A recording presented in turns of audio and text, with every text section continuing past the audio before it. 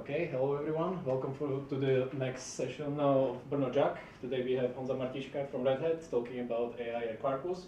So, as similar as always, there is food after the talk in room A321, and stage is yours. Thank you. Hi everyone. So I'm Honza.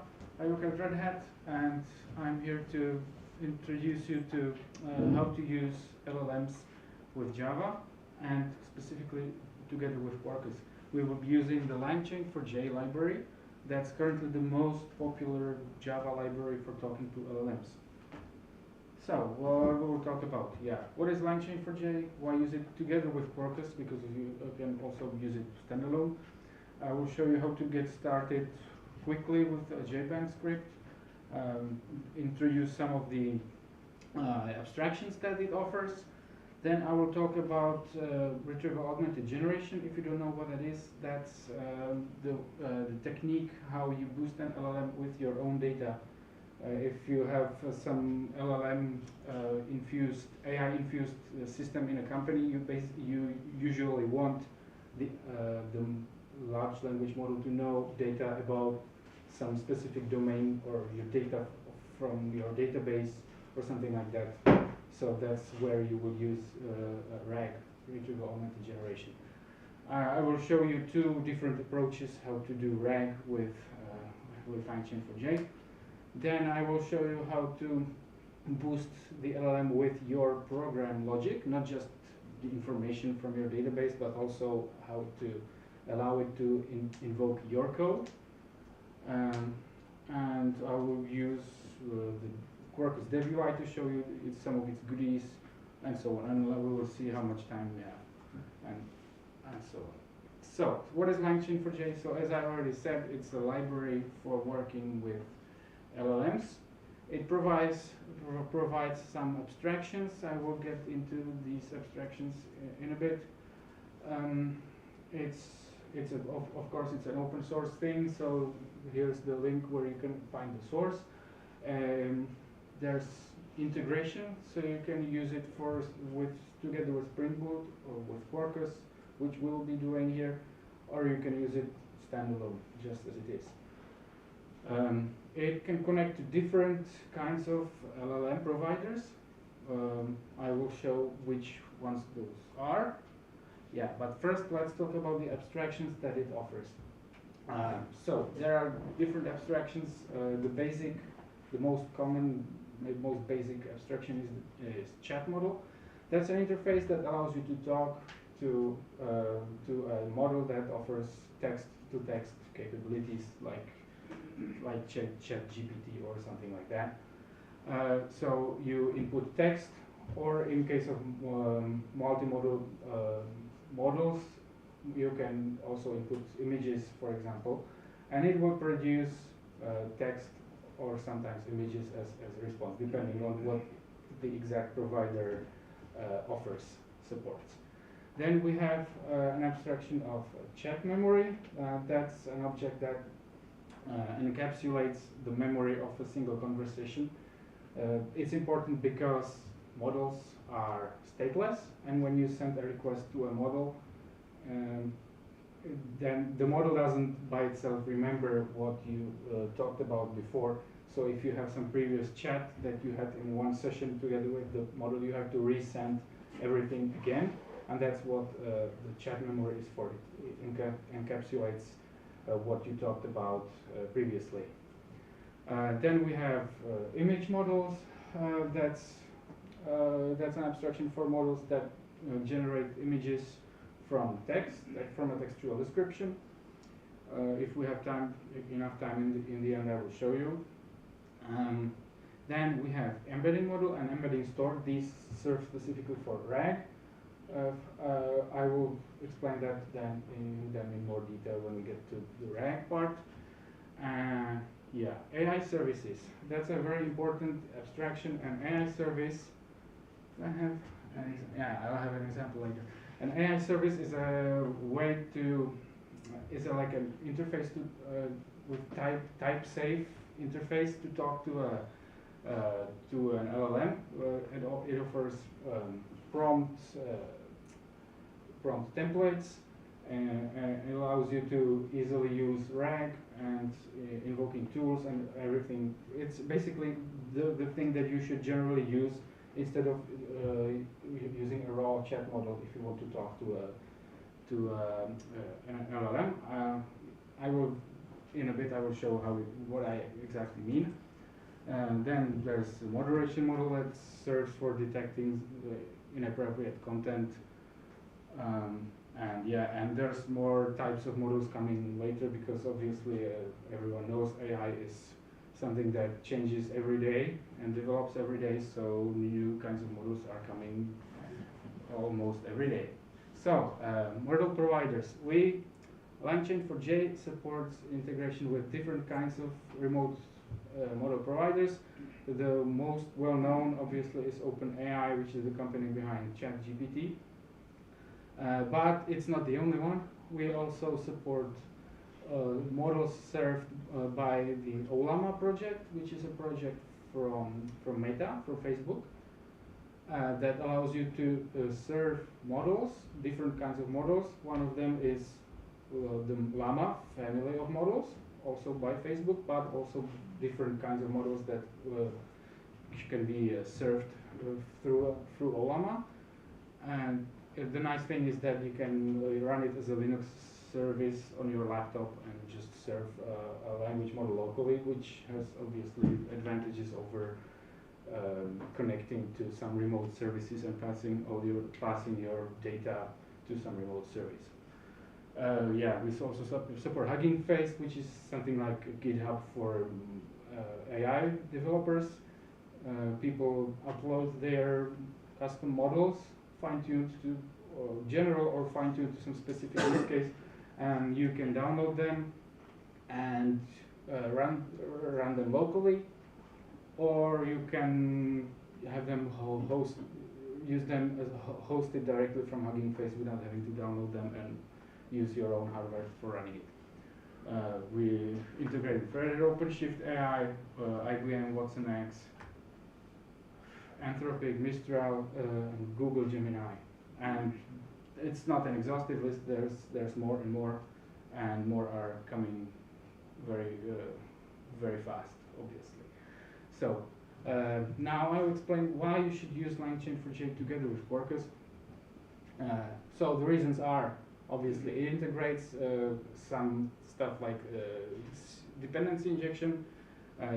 It integrates that into the unified Quarkus configuration model, so it's easier to configure your models or how you use them. It offers the build-time initialization, just like Quarkus does for most of its integrations. You can use out-of-the-box support for GraalVM native mode. Out of the box, you receive observability metrics, fault tolerance capabilities, and open telemetry traces. You have development mode. That's the thing that offers hot reloads when you just change something in your code, and Quarkus reloads in the background in a few milliseconds. Quarkus also offers the dev UI for playing around with models. I will be showing that in my demos. And all demos from this presentation are available in the Quarkus Langchain4j GitHub repository. That's the last link. That's the repository that contains the Langchain4j integration into Quarkus, the Quarkus extensions. So the first demo will be a quick one. I will show how to write a bot that gives you jokes in a single file using this thing called JBang. If you don't know JBang, it's a scripting tool for scripting with Java, basically. And you can run Java apps that are contained in a single file, even though they can depend on stuff from Maven and stuff like that. So I will show how that works. I'll show you the script. This is it. As you can see, it's a really short file. It's a CLI application that injects a chat model here. And when you run it, it basically tells the AI, tell me a joke, and prints that joke into the console. Here you see it's all contained in a single file. The dependencies are declared here. It depends on Quarkus 385 and the Langchain4j extension for Quarkus, specifically the OpenAI integration, because in my demos I'll be using OpenAI, so I hope it will work, because a few days ago OpenAI had some issues and didn't work for a few hours. So let's try it. Samples, JBang jokebot, and you just run it like this. JBang jokes Java, and it should compile that stuff in the background, run it, and of course fail. Yeah, I forgot to specify my API key for OpenAI, and that's the joke. Yeah, it doesn't get very creative unless you set a high temperature. It has like, in the default configuration, it has like 3 jokes that it repeats over and over. Okay, let's go on.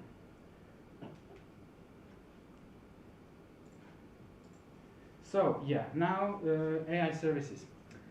I already said using a raw chat model is not usually very useful. Generally, you want to use this thing called AI service, which is an interface that has some predefined prompts for a more type-safe way of talking to a chat model. And another good thing is that it can map responses directly to Java objects. So here we have an example for something that could be a robot that handles bookings for a hotel. Here you have a method called createBooking that has some parameters, the name of the employee, customer email, and from start date and date, and when the application invokes this method, it sends the LLM this user message: create a booking for name with email blah blah blah from start date to end date, and it maps the response directly to a booking object in this case. And a booking object is any kind of POJO. In our case, imagine that it's a class that has fields name, email, start date, and date, or something like that. And the library, how this works exactly is that the library scans the class, finds what fields are contained in that class, and it tells the model to respond in a specific format, a JSON format usually, and it basically tells the LLM, hey, please create that booking, but at the end it adds the information that the response should be in a JSON format, and the JSON document should have fields name, email, start date, and date, so that the library can automatically map the response to and create a booking object for you. So you have a type-safe way of talking to the model. Yeah, and also if you use an AI service, it allows you to easily integrate RAG and tool invocations. I'll get to that in a bit. Yeah, now let's talk about RAG. How do you provide your own data to an LLM?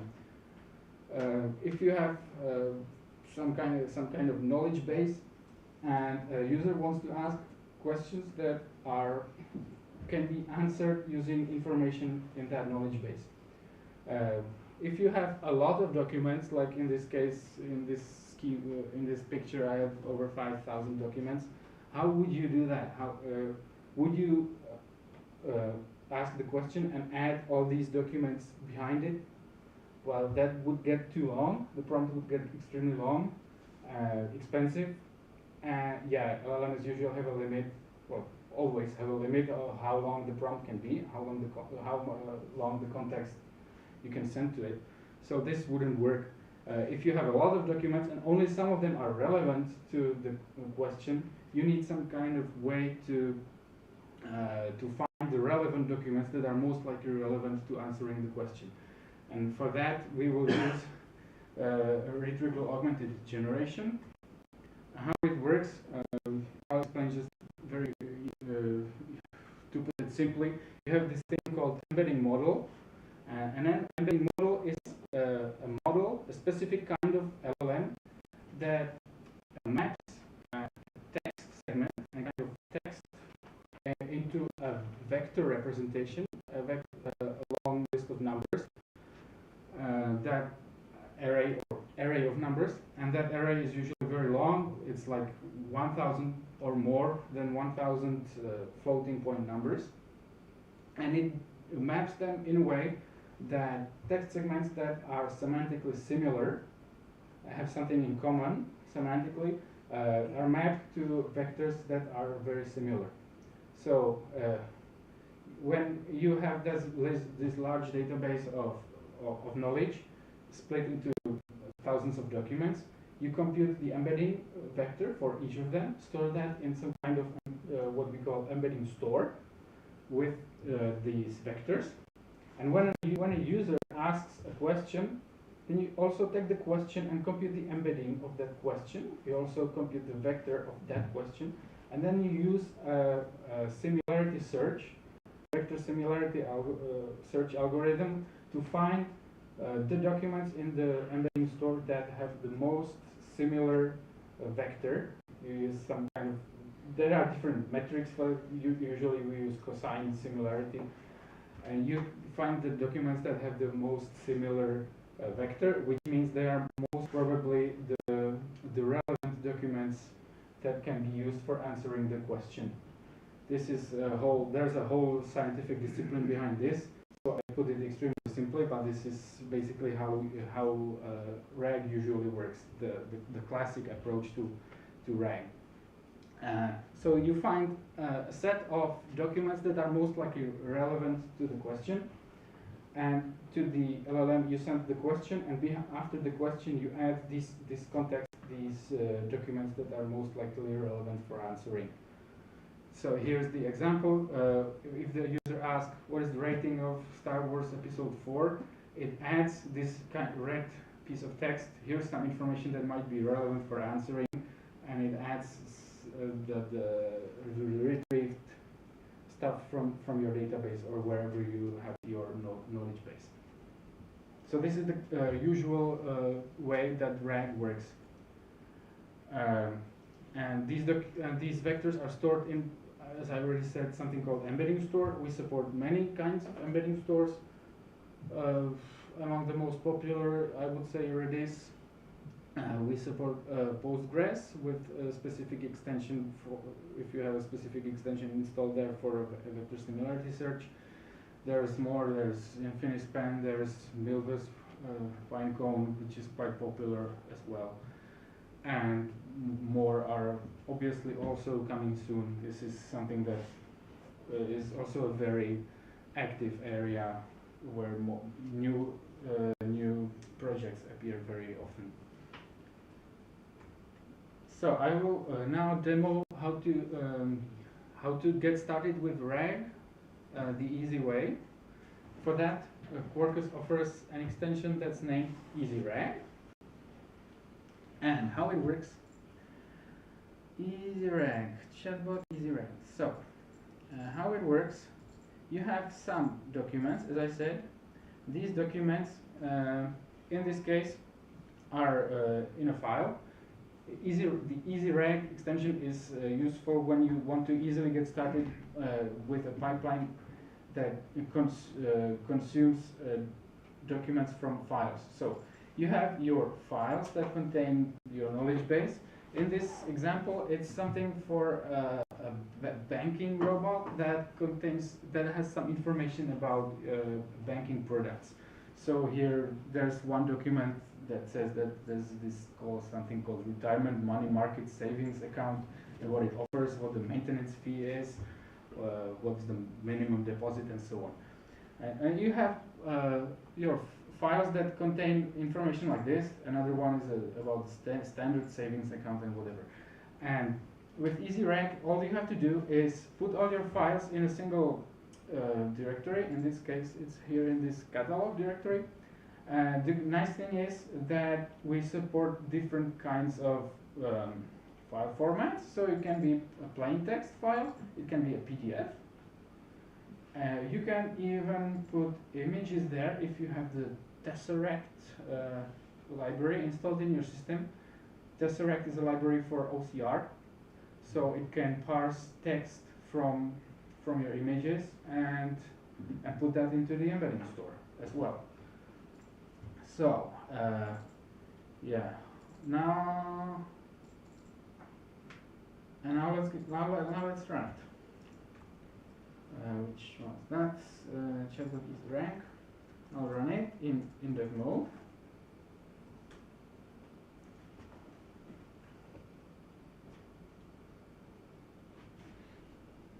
And now, as soon as the application starts, it will. Here it says, you see the log that says ingesting documents from path. That's the path from where it's ingesting the documents. Then it takes some time to ingest because there's a PDF file and so on. And here's the log that says that it ingested 4 files and split them into 10 documents. Obviously, if the file is too long, you should generally split them into smaller documents because you want to avoid pasting very long files with a lot of unnecessary context, irrelevant context to the LLM. So we have 4 files and they were split into 10 documents, and the size of each segment is configurable. But this is some kind of default. I could make it. I could tell it to split them into smaller chunks, and then it would be more than 10 documents. And now it means that these 10 documents are now stored in an embedding store. In this case, if you don't configure a persistent embedding store like a Postgres or Infinispan or anything like that, it automatically creates an in-memory store, which is nice for demos. Obviously, not very useful in the real world, but for a demo, it's good enough. If I try to open the application, it's called Bank Buddy, and it has this beautiful UI that has some. It explains basically how it works. There's this chatbot window. So hello Bob, how can I help you? Well, I want to ask something about the banking products. So what should we ask? What's the maintenance fee of the retirement money market saving account?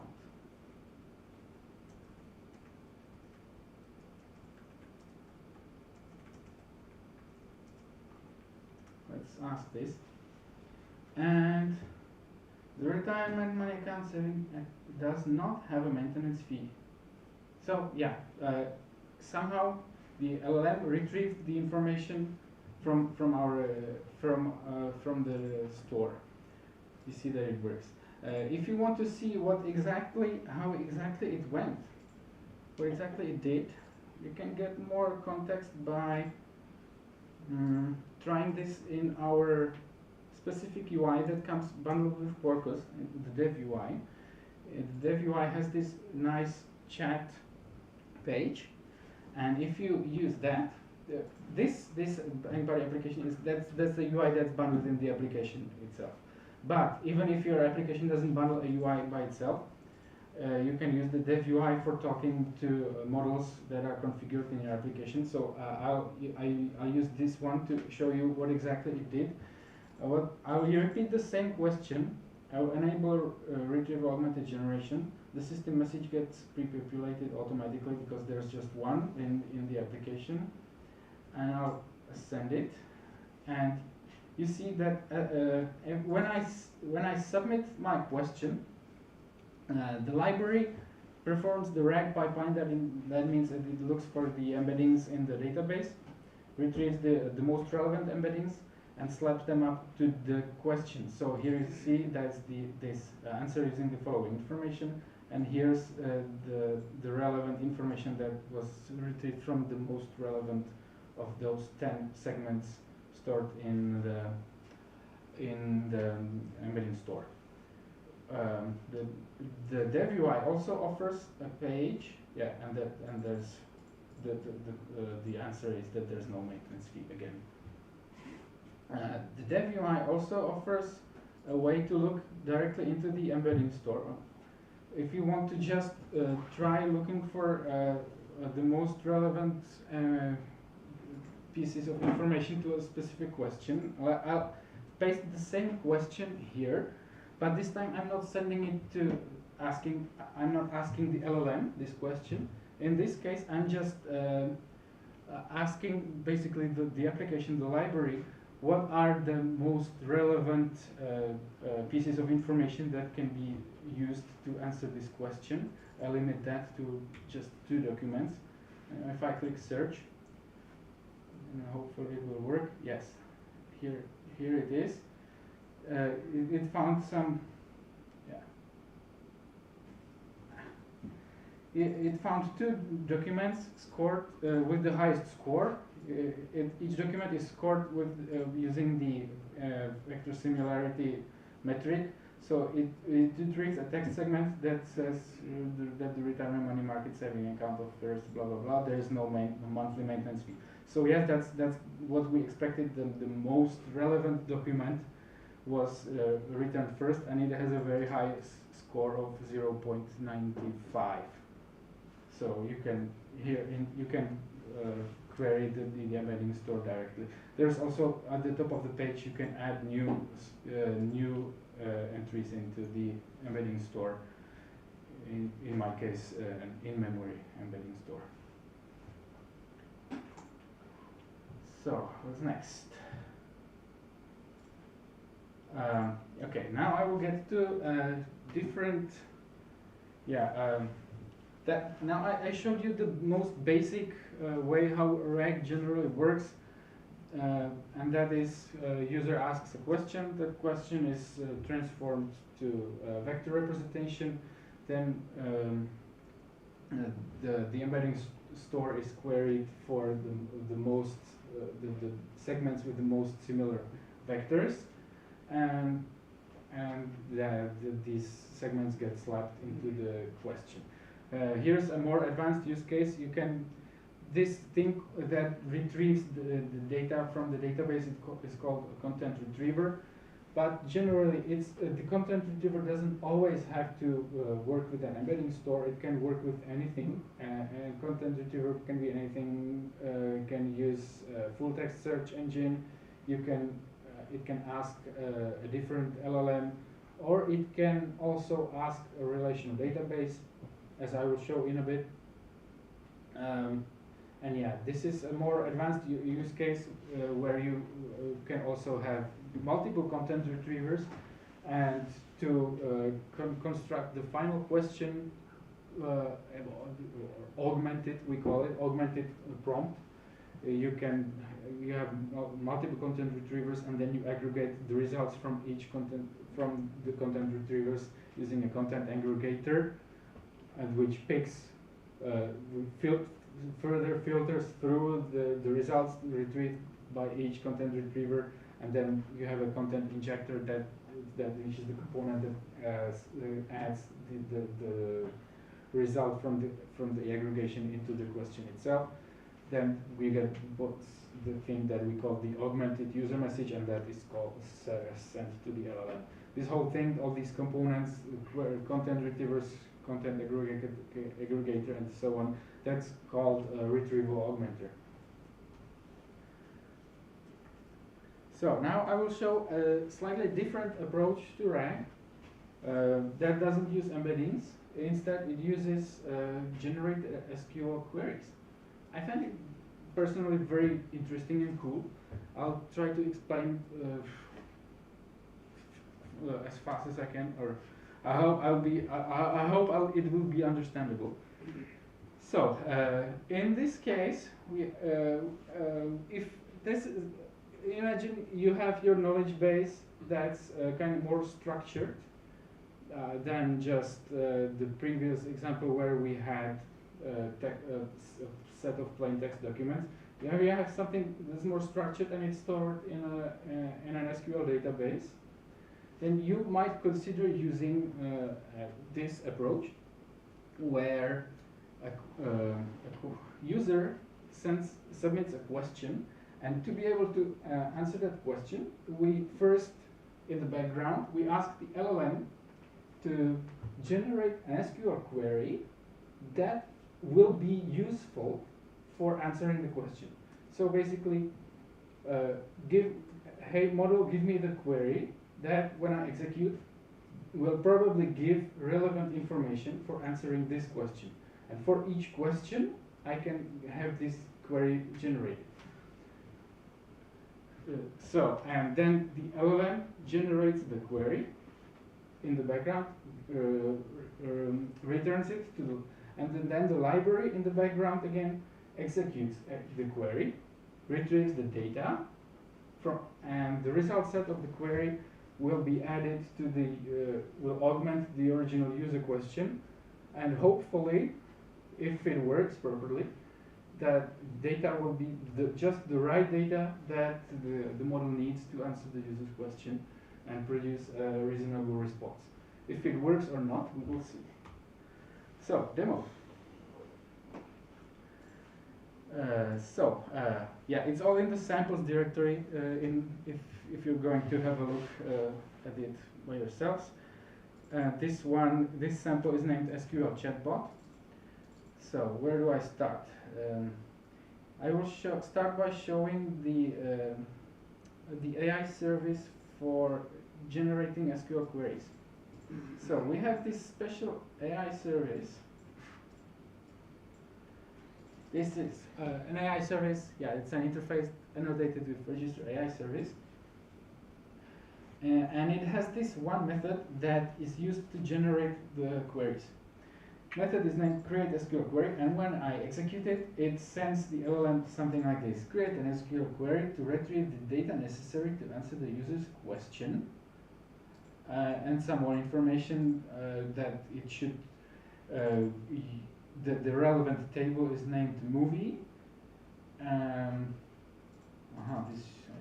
thought I had removed it. Whatever.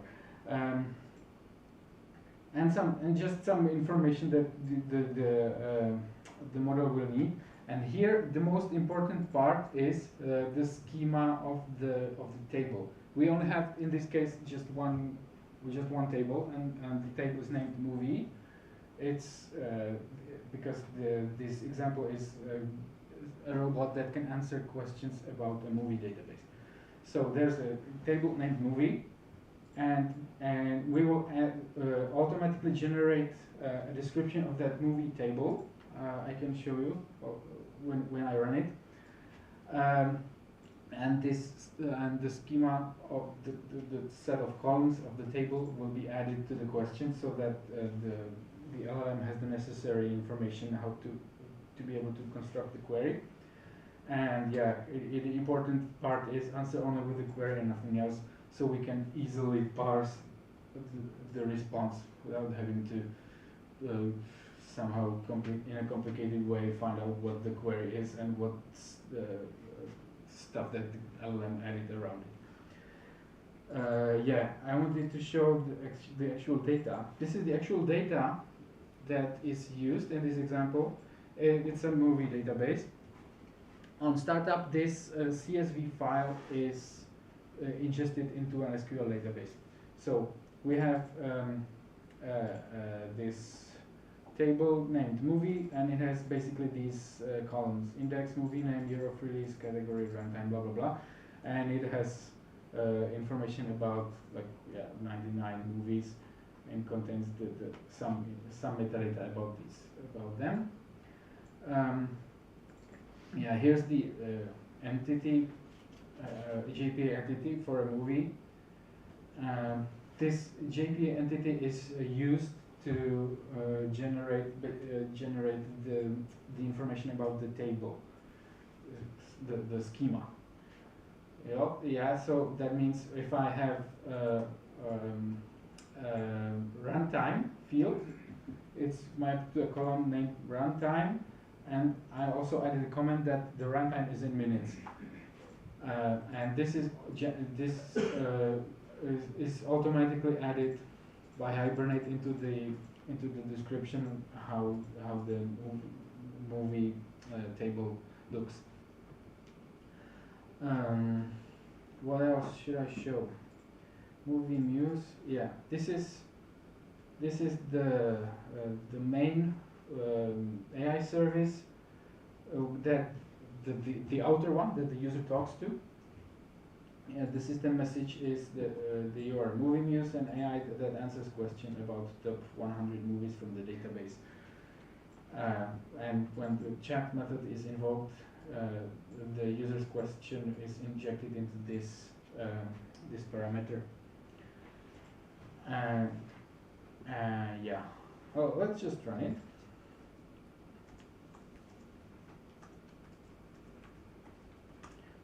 I'll also run it in dev mode. And now let's ask a question. Let's let it start up. There's a Postgres database running in the background that started automatically because we have dev services together with Quarkus. So that's the UI for the Movie Muse. Hello Movie Muse, how can I help you? So what should we ask? I'll ask, what is the rating of the movie Inception? I'll just copy paste the question. And now, yeah, and it says that the rating is 8.8. If we have a look at our data again, it should be Inception. Yes, there's 8.8. So how did it work? Let's have a look at the log, because the log tells us some nice useful information about how it worked. So here, let's read the logs. Question to answer, what is the rating of the movie Inception? And here is the supporting SQL query that was generated by the LLM when in the background we used the this supporting AI service and asked the LLM to provide the SQL query. So it's select movie name and the rating from movie where movie equals Inception. Obviously, if the user wrote the names somehow slightly differently, it might not work. That's why I also added some instructions that the user might not have provided the movie exactly, blah, blah, blah. It doesn't always work, obviously, but this time it worked, which is nice. And so then, yeah, I will show you the piece of code where it actually,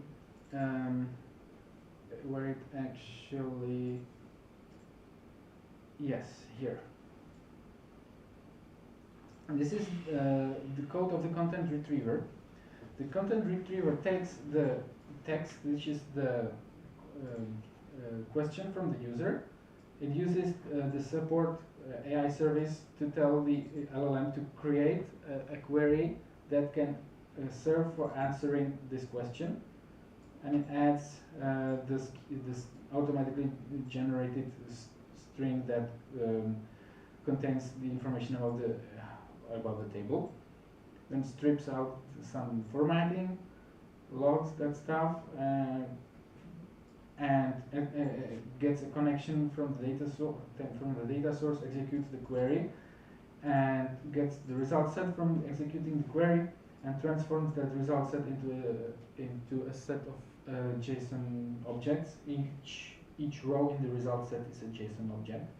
So here you see in the log that the relevant data is this. There's just one row in the resulting result set, and it was converted to JSON like this. And this is the context that was passed to the LLM to be able to answer the question. I'll show again doing the same in our dev UI. What is the rating of the movie Inception? Okay, I'm not financial products, I'll have to refresh. Nice thing about using dev UI is you also see the augmented question. So this is the final question, the augmented prompt that was sent to the LLM, answer using the following information, and there's the JSON set of JSON objects that are somehow mostly probably relevant for answering, and in this case it did actually work.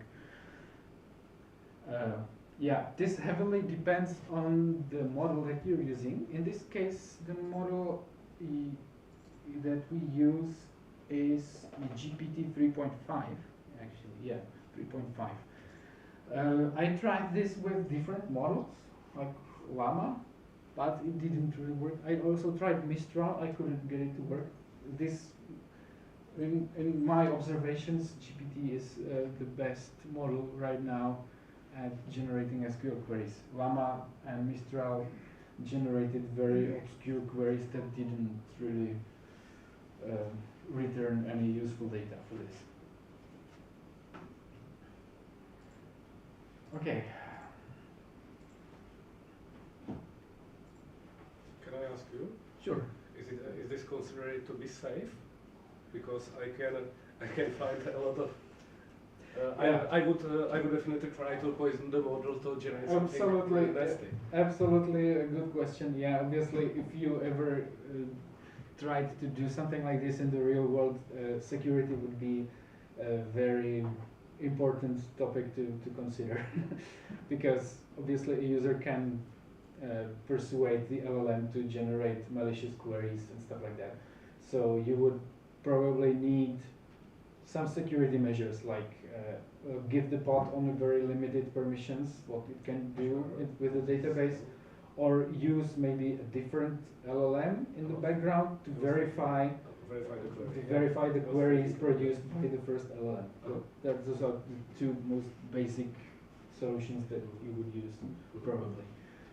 Obviously, security would be a very big question with AI generally. Yeah. Question, like from the other end, if I type Inception, might it happen that it will generate query which will screw up Inception? It doesn't happen for me with GPT. That didn't happen. It generally works. Of course, you can write something that won't return any results, or will just blow up. You can persuade it to generate a query that will just blow up. Then it obviously won't work. But yeah, in this simple example, I tried to make it as simple as possible to avoid, having it break during the demo. So yeah. Yes. Have you tried using one of these specialized SQL query writing like Code Llama or something like that? I mean like LLMs. SQL Like, code or something. They're fine-tuned to just write. yeah. I think I tried Code Llama. Maybe it was an older version or a wrong version or something, but it didn't work very well either. Somehow I just find GPT the best for this. I'll definitely try that again. I also have the issue that my laptop doesn't have a dedicated GPU, so running models is very hard, let's say. I need to get a better work laptop next time. So now, tools. How much time have we got? Cool, 16 minutes or something. Tools. Tools are for when you want to allow the LLM to execute your own code. So, for example, if you want it to send an email, you can write some kind of method that sends an email and let the LLM execute that method. So let's do that. I have an example that writes a poem and sends it as an email. Stop this one and go to the example that named email a poem. To be able to send emails, we need to start a mock SMTP server. I will use a containerized thing called Mailhawk. So I'll run that with Podman. Now I can access this UI. This is the UI of the SMTP server, and when anything sends an email through the SMTP server, it will appear here. I will run the application again in dev mode. And let's have it write a poem about Quarkus. I'll just briefly show the code. Email me a poem resource. Yeah, there's a REST method that injects an AI service and tells it to write a poem about Quarkus, and the poem should have 4 lines. If I open the class of the AI service, this is the code of the AI service. It adds the system message that you're a professional poet. The user message is write a poem about topic. The poem should be lines. These are the two parameters long. Send this poem by email, and the response should include the poem as well. So not just send it by email, but also include it in the response. And how does the email sending work? And you have, as I said, we have this thing called tools, and a tool is a method that's annotated with tool. We have this annotation called tool, and its value provides the description for the LLM. It provides the description what invoking the tool actually does. So in this case, it's sending the given content by email. It has just one argument, and that's the content. Yeah, the destination address is hard coded here. The subject is also hard coded. So let's execute it. I'll just invoke it by curl. Well, how was that? If that was email me poem. Yeah, like this. Execute it. Now it's writing a poem, and hopefully, yeah, it has. This is the response from the LLM. I have sent the poem by email. Here's the poem. Let's see if it actually really sent that by email. It sent it twice. Ah, cool. Again. Yeah, that happens somehow when I use. I didn't upgrade that to GPT-4o. Yeah, that's also interesting. With GPT 3.5, sometimes it decides to execute the tool twice. I have no idea why. With GPT-4 Turbo, it just, I don't remember why, but it didn't work at all. GPT-4o, the newest and best model, it just works very well. So I should just switch to GPT-4o. OpenAI chat model name GPT-4o. Now let's try it again. I'll restart the app. Oh, I didn't have to. Well, no, never mind. And let's try it again.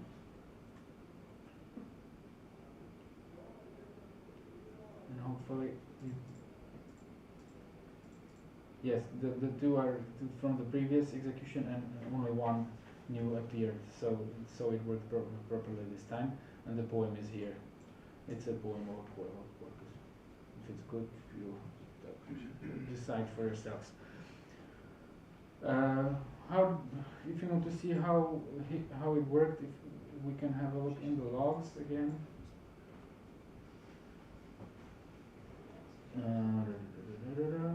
Where does it start? Yes, so yeah, here is it. We're actually using GPT-4o, the new and best model from OpenAI. And here's actually the HTTP request that went to OpenAI.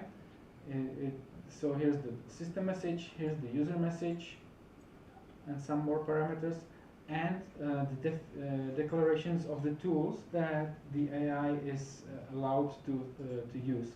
There's this function named send an email, which sends the given content by email, and yeah, and it has one parameter named content, and that parameter content is type string. So it says write a poem, send it by email, and at your disposal you have this function named send an email. What's the response from the model? The response is tool execution request. That's in this part of the response. Tool calls. It wants to execute the function named send an email with these arguments. So this is the actual text of the poem that it wrote. Then the library what it does is executes this method. Here said that's the mail sent that actually sends the email, and then it sends another logs the poem and sends another request to OpenAI, and the poem and the request says that there was this tool execution with this ID that was previously passed from the remote LLM, and the execution was successful. And then we get a response. The LLM then can decide whether it wants to execute more tools, or if it's finished. And if it's finished, it just sends a response, which is here's the poem about Quarkus. The poem was sent by email successfully, and there are no more tool execution requests in the response. And again, I'll show you how this looks in the dev UI, because that's just cool. If you use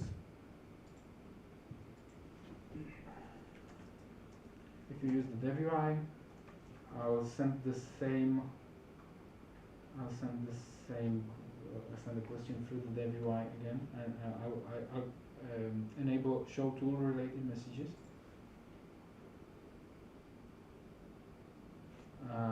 But I should have said that it should. I need to add that it should send that by email.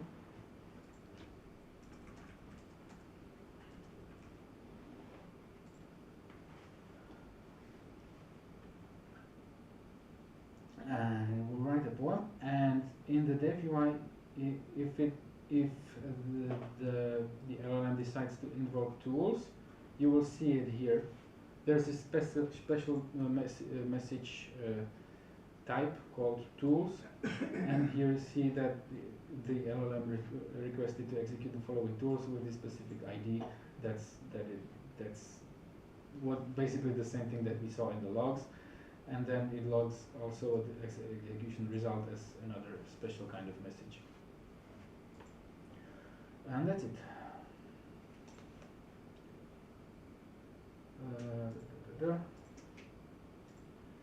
Okay, if you want, I can also show a little bit more about the dev UI features that we have.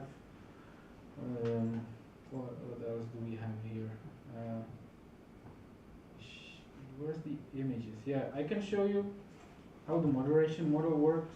We have also a dev UI page for working with moderation models. Moderation model is something that detects inappropriate content.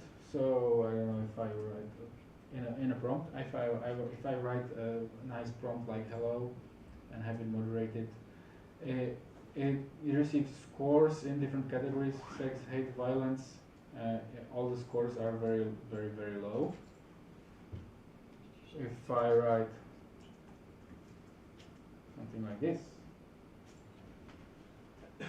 you see that violence is flagged now, and it receives a very high score. This is also powered by a moderation model from OpenAI. This is how you can play around with it in our dev UI. And the last thing I will show is how to generate images with the dev UI. I will use DALL-E 3 model from dev UI from OpenAI, and let's have it generate an image about a mushroom, for example. What will be the outcome? I used the DALL-E 3 model, which is the better one. There's DALL-E 2, which generates pretty awful images, quite ugly. DALL-E 3 is much better, so it also takes a bit longer. And you see we have a nice mushroom here. Okay, so yeah, summary.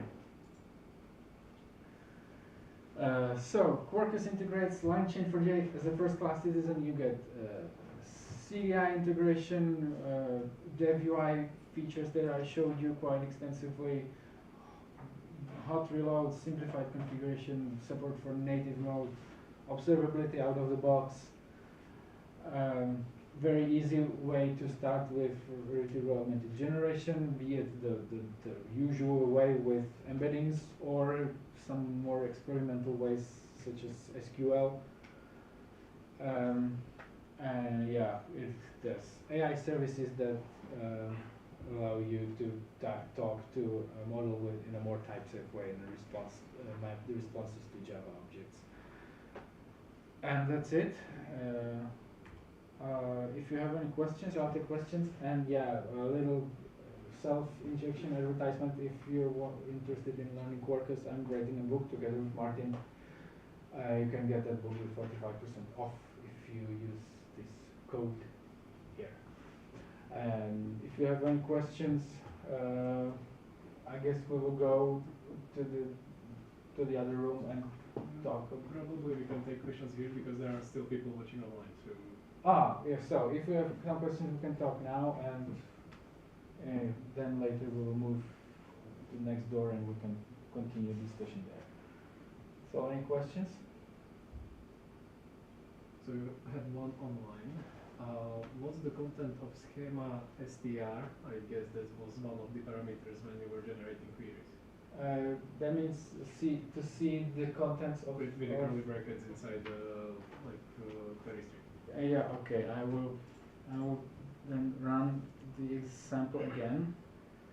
That was the SQL chatbot, but I'll have to actually see it. I'll have to add a logging statement or something in the data in here. Yeah, this string. Hold on. Yeah, I need to log it here in the content retriever.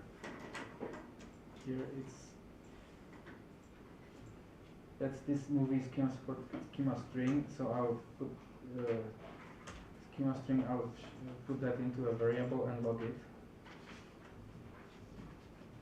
And now start. Yeah, so I will log it. Start the application again. This is automatically generated by Hibernate from the metadata that it has available. So I'll ask again, what is the rating, blah, blah, blah. And yeah, this is it, schema string. Okay, thanks. Next one is also a comment that you should consider your API key as compromised because there was like AI prediction when you were typing some configuration values. Better check the recording. When you were typing some configuration values, there was IntelliJ prediction of the line. And it completed some of your API key. Oh, did so it? just double check the recording. Okay, I'll revoke it then. Thank you for that.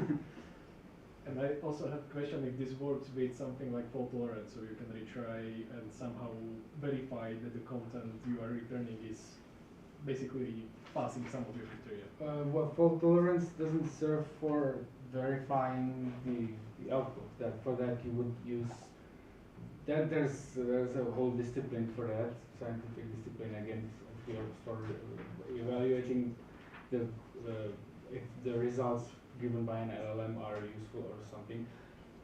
But if you're talking fault tolerance, that is more like handling failures from, if you have a timeout or something which can happen, then you can configure fault tolerance to retry the request again if you have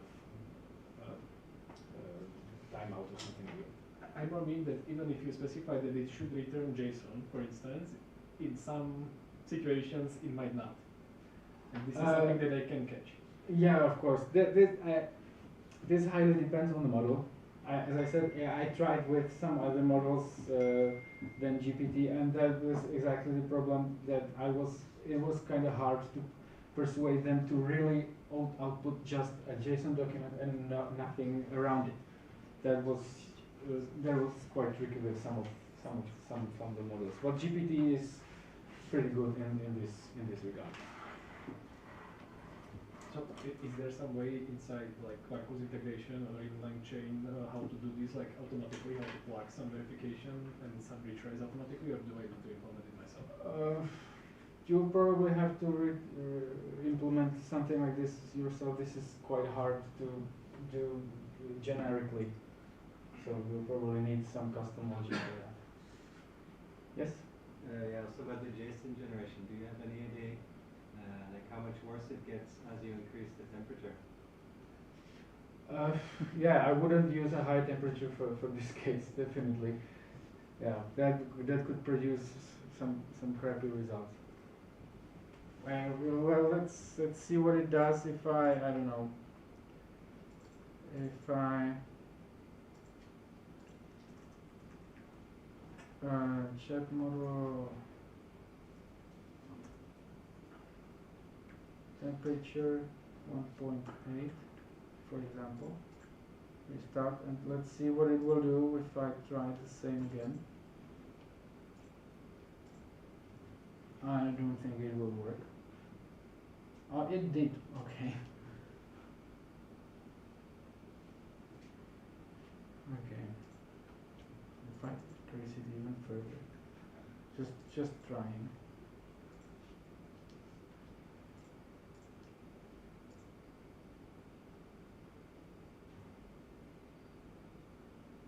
It's taking a bit longer. But yeah, it works again. No? I see already the retrieved data is here, but it's taking somehow long to respond after I sent the relevant data.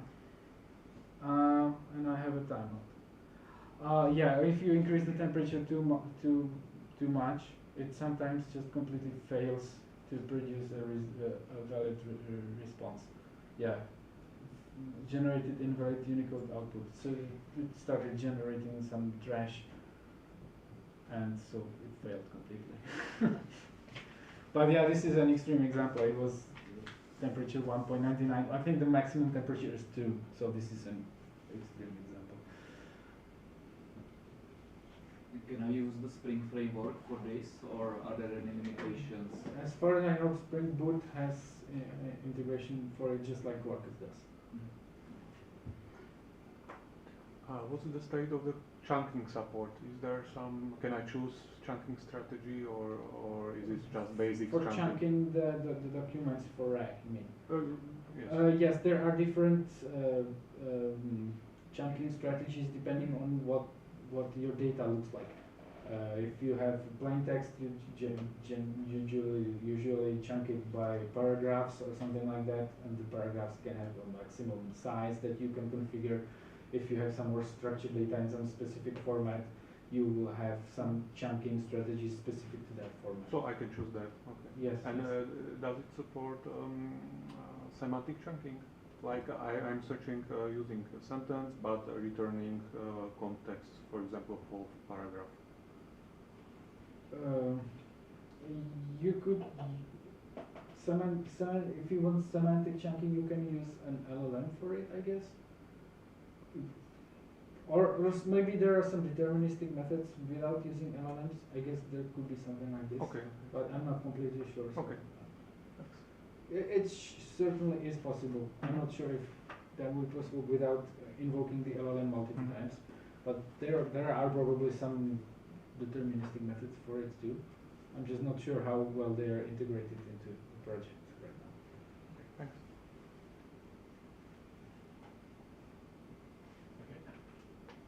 Okay, thank you. We had one last comment online that the book is great, which I take also personally used. Cool. Okay, thank you, Anna. Thank you everyone who was watching online, and see you on the after party. Thank you.